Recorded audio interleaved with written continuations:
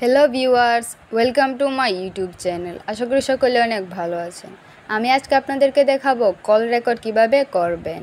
কোনো রকম অ্যাপস ছাড়াই কিভাবে আপনি কল রেকর্ড করবেন। কেউ আপনাকে কল দিলে অটোমেটিক কল রেকর্ড হয়ে যাবে। ভিডিওটি দেখার আগে আপনি যদি আমাদের চ্যানেলে নতুন হয়ে থাকেন তাহলে অবশ্যই চ্যানেলটি সাবস্ক্রাইব করে দিবেন। তো চলুন কথা না বাড়িয়ে দেখিয়ে দিই কীভাবে আপনি কল রেকর্ড করবেন। কোনো রকম অ্যাপস ছাড়াই আপনি O2 কীভাবে কল রেকর্ড করবেন। প্রথমেই আপনি ডায়াল যে অপশনটা আছে এখানে ক্লিক করবেন।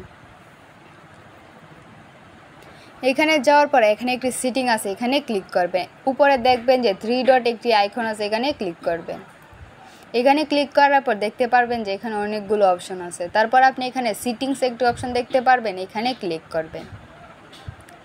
এখানে ক্লিক করার পর আপনি একটু নিচের দিকে যাবেন। তারপর দেখতে পারবেন যে এখানে লেখা আছে কল রেকর্ডিং। এই লেখাটি লিখে আপনি এখানে ক্লিক করবেন।